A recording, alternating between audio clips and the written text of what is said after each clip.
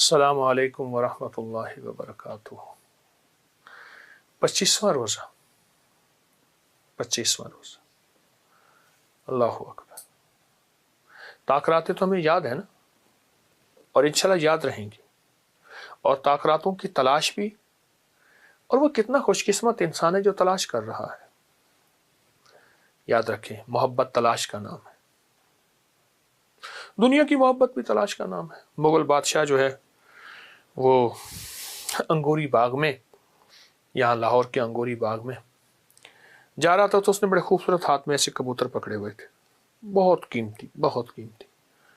تو جاتے جاتے اس نے ایک دل ربا کو یہ کبوتر ایسے دے دیے۔ اس نے کہا ذرا کبوتر تھامے، مجھے ابا حضور کی طرف سے بلاوا ہے۔ شہزادہ تھا، ولی عہد تھا۔ واپس آیا نا تو دیکھا تو ایک کبوتر نہیں ہے، اور دوسرا کبوتر ہاتھ میں ہے۔ تو پوچھا وہ پہلا کبوتر کہاں گیا؟ اس نے اڑا کے کہا یوں اڑ گیا۔ بس وہی ادا آ گئی، اور ایک تاریخ تاج محل کی لکھی گئی۔ اللہ پاک جل شانہ کو نا اپنی محبتیں اور ادائیں دکھائیں، اور تلاش دکھائیں۔ تلاش کو بڑا پسند کرتا ہے۔ اس میرے رب نے یہ شب قدر چھپائی ہی اس لیے ہے کہ میرے عاشقوں کو تلاش ہو۔ عاشق تلاش کرے، مجھے کچھ خبر نہیں تھی تیرا درد کیا ہے یا رب، تیرے عاشقوں سے سیکھا تیرے سنگ در پہ مرنا، مجھے آ گیا ہے جینا، مجھے آ گیا ہے مرنا۔ تلاش کریں، تلاش، مجھے روز اس کے غم میں یوں ہی ساری رات کرنا، کہیں چپ کے رونا، کہیں دل سے بات کرنا۔ تلاش، اللہ کو تلاش پسند ہے۔ نہ مل سکا تو بتا کیا ہوگا پھر؟ میں قیامت کے دن ایسے لوگ جائیں گے جنہوں نے حج نہیں کیا، اور حاجیوں سے اگلی صف میں کھڑے ہوں گے۔ یا اللہ، وہ کون ہے؟ اور وہ ساری عمر حج کی طلب بھی کرتے رہے، اس کی کوشش بھی کرتے رہے، پیسہ جوڑتے رہے، طلب بھی کرتے رہے، کوشش بھی کرتے رہے، نہ کر سکے۔ میرا رب تلاش کو دیکھتا ہے، سچی طلب کو دیکھتا ہے، کہتے آ حاجیوں میں شامل۔ اللہ کو سچی طلب اور تلاش بڑی پسند ہے۔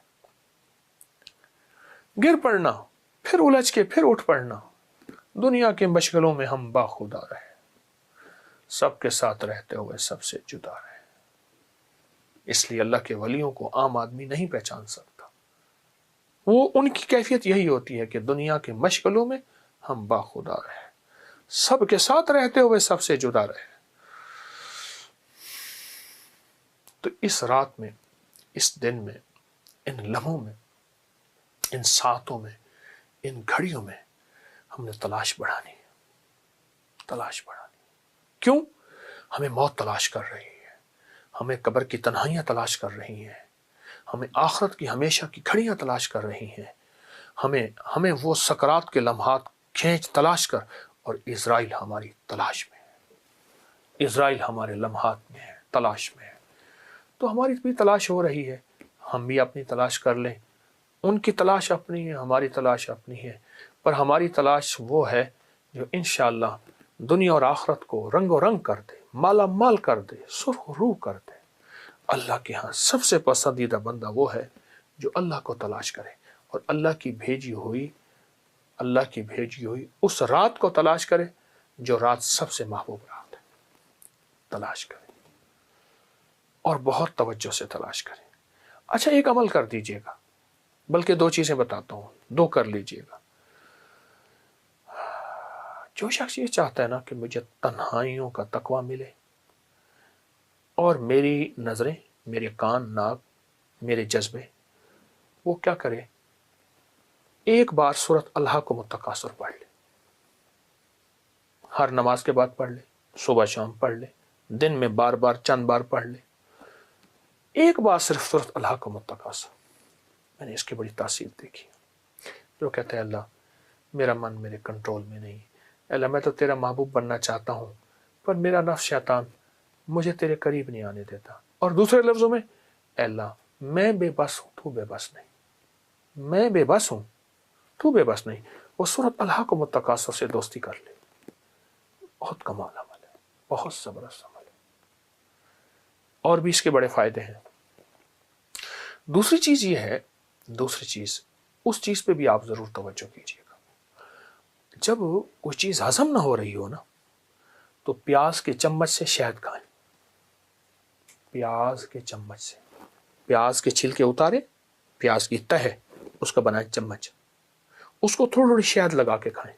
کوئی بھی چیز جب ہضم نہ ہو رہی ہو اور ساری ہاضمے کی گولیاں پھکیاں، الٹیاں ہوں، فلاں ہوں، موشن ہوں، فلاں ہوں، بس چاہے شہد کے چمچ سے،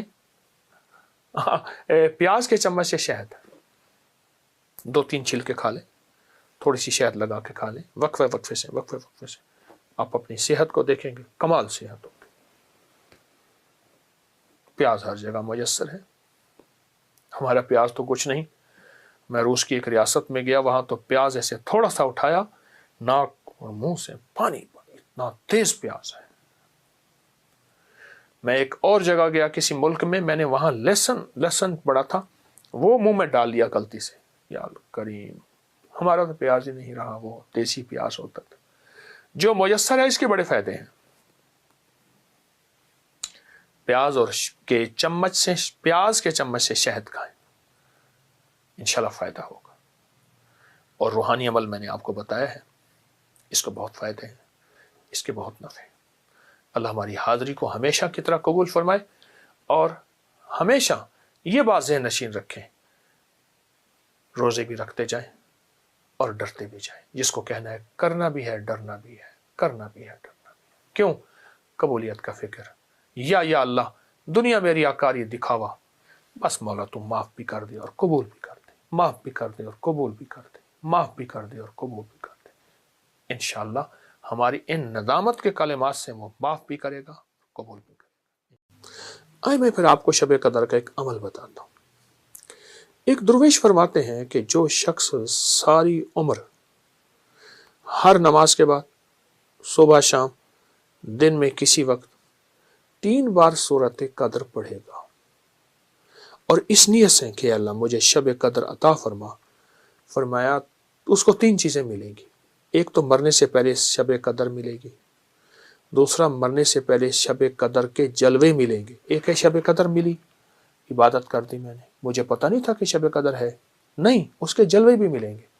اور فرمایا تیسرا، شب قدر پہ جو وعدے ہیں اللہ آنکھوں سے دکھائے گا۔ عجیب بات ہے، شب قدر پہ کے جو وعدے ہیں معمول بنا لے، ہر نماز کے بعد 3 دفعہ سورۃ انا انزلنا، صبح شام 3 دفعہ سورۃ انا انزلنا، سورۃ قدر، بیٹھے ہوئے اٹھتے ہوئے 3 بار سورۃ قدر، اس نیت سے کہ یا اللہ مجھے شب قدر عطا فرما، مجھے شب قدر عطا فرما، اور شب قدر کے جلوے دکھا، اور شب قدر کا اجر دکھا، اور شب قدر کی برکات دکھا، اس نیت سے۔ بڑا طاقتور عمل ہے، بہت طاقتور عمل ہے۔ تو ان راتوں میں جو ہماری طاق راتیں ہیں، جس کی پہلی طاق رات میں 21 کی رات پہلی رات ہے، ان طاق راتوں میں ضروری نہیں ساری رات جاگے، چند لمحے، کچھ ساتھ ہیں، اس سے بیٹھ کے باتیں کر لیں، اس کریم سے بیٹھ کے راز و نیاز کر لیں، اسے اپنے دل کے دکھڑے سنایا کریں۔ اصل میں ہم دعائیں پڑھتے ہیں، مانگتے نہیں، پڑھتے ہیں۔ اگر میں آپ کو مانگنا سکھاؤں، میں بھی سیکھ رہا ہوں، آپ بھی سیکھ لیں۔ یہ جو ہماری گلیوں پہ، چوراہوں میں، جگہوں پہ پیشہ ور سائل ہوتے ہیں اور یہ جو مانگتے ہیں، آپ نے دیکھا نہیں، ان کا چہرہ منگتا، ان کی آنکھیں منگتی، ان کے ہاتھ منگتے، ان کا لباس منگتا، ان کی چال منگتی، ان کا حال منگتا، ان کی ڈھال منگتی، ان کی ساری کیفیات منگتی ہوتی ہیں۔ وہ الفاظ کم، اپنی کیفیات کا اظہار زیادہ کرتے ہیں۔ ہمارے پاس الفاظ زیادہ ہوتے ہیں، کیفیات نہیں ہوتی۔ ہم دعائیں پڑھتے ہیں، ہم مانگتے کہاں ہیں؟ تو اللہ کہتا ہے ٹھیک ہے، پھر جس وقت مانگو کو میں دے دوں گا، ابھی تو پڑھ رہے ہو، ابھی تو پڑھ رہے ہو۔ تو ان منگتوں سے جو پیشہ ور ہمارے یہ منگتے ہیں، ان کو دیکھا کریں، اور ان کو دیکھ کے خالق سے مانگنا سیکھیں، اللہ سے مانگنا سیکھیں۔ تو یہ تاک رات 21 کا روزہ اور 21 کا دن، اس میں ایک دعا پڑھ لیں، یا اول الاولین و یا آخر الاخرین و یا ذی القوۃ المتین و یا راحم المساکین و یا ارحم الراحمین۔ اللہ اکبر۔ کیونکہ آخری عشرے کی یہ ابتدا ہے، رمضان کا 21واں روزہ ہے، لیکن آخری عشرے کا پہلا دن ہے۔ یا اول الاولین، فرمایا اس کا اجر، اس کا ثواب، اس کی برکات، اس کے کمالات اور اس کی تاثیر اللہ وہ دے گا جو تیری نسلوں کو دے گا، نسلوں کو، ان بولوں کی برکتوں سے، ان بولوں کی برکتوں سے اللہ تیری نسلوں کو دے گا۔ حضرت ابراہیم بن خواص رحم اللہ، ابراہیم خواص فرماتے ہیں، میں ایک دفعہ ایک جنگل میں جا رہا تھا، دیکھا تو جنگل میں ایک جھونپڑی ہے، اس میں ایک بوڑھا بوڑھی رہتے ہیں۔ تو میں نے ان سے پوچھا تم کھاتے کہاں سے ہو اس جنگل ویرانے میں، تمہیں درندے کا فکر نہیں؟ میں نے سارے سوال کر ڈالے، سوتے کیسے ہو، کھاتے کہاں ہو، پانی کہاں سے آتا ہے، چیزیں کہاں سے آتی ہیں، ضروریات زندگی کہاں سے ملتی ہے۔ جو سارے سوال میں نے کر دی، خاموش سنتے رہے، تو ان میں بابا جی بولے ہمارے پاس ایک اسم اعظم ہے، اور وہ اسم اعظم ہم نے 21 کی رات کو لیا تھا، اور وہ اسم اعظم ہم نے ہر 21 کی رات کو پڑھنا نہیں چھوڑا، اور پھر جس وقت پڑھتے ہیں ہمیں ملتا ہے 21واں روزہ، 21واں نظام۔ وہ میں کیا؟ فرمایا ہم نے اس دعا کو اللہ سے منوا لی ہے۔ کہا کون سی؟ کہا یہ یا اول الاولین و یا آخر الاخرین یا ذی القوۃ المتین یا راحم المساکین یا ارحم الراحمین۔ اب کہا جب پڑھتے ہیں اللہ غیب سے ہماری ضرورتیں پوری کر دیتے ہیں، جب پڑھتے ہیں جانور آتے ہیں دودھ دے جاتے ہیں، پانی ہمیں مل جاتا ہے، کھانا ہمیں مل جاتا ہے۔ اس ویرانے میں ہم نے اس دعا سے کھانا بھی لیا، پہننا بھی لیا، سونا بھی لیا۔ درندے ہم سے محبت کرتے ہیں، اس دعا کی برکت سے اللہ نے ان کے دلوں میں ہماری محبت ڈال دی۔ تو کیسا زبردست عمل ہے، کیسا طاقتور عمل ہے۔ اور ایک چیز بتاؤ، صحت و فٹنس کے لیے نا اپنے کھانے میں پودینے کا استعمال ضرور کیجیے گا۔ پودینہ آپ کو الرجی سے بچائے گا، جسمانی بیماریوں سے جہاں وہاں فوڈ پوائزن سے بچائے گا۔ اور پودینہ کھانے والے جن کے ساتھ پودینے کی دوستی ہوتی ہے، خشک یا تر پودینہ دوستی ہوتی ہے، ان کو چھوتی وبائی بیماریاں ان کو تلاش نہیں کرتی اور ان کے قریب نہیں آتی۔ حتیٰ کہ ہماری طب کی پرانی کتابوں میں یہاں ہے کہ جو پودینہ بہت زیادہ استعمال کرتا ہے اس کو بھیڑ کاٹے تو بھیڑ مر جاتا ہے، مچھر کاٹے تو مچھر مر جاتا ہے۔ پودینہ معدے کے لیے، جسم کے لیے، الرجی کے لیے، فٹنس کے لیے اور حسن و جمال کے لیے لاجواب چیز ہے۔ یا آپ نیٹ کی دنیا اٹھا کے دیکھیں کہ پودینے کا حسن و جمال کے ساتھ کیا تعلق ہے، ہمارے چہرے کے ساتھ، ہماری خوبصورتی کے ساتھ کیا تعلق ہے۔ تو پودینہ بھی ساتھ ضرور استعمال کیجیے گا انشاءاللہ۔ ہمیں روحانی جسمانی دونوں فٹنس چاہیے، اس لیے کہ ہم بڑھ چڑھ کے اللہ کی عبادت کریں، اللہ کے بندوں کی خدمت کریں۔ جزاک اللہ۔ السلام علیکم۔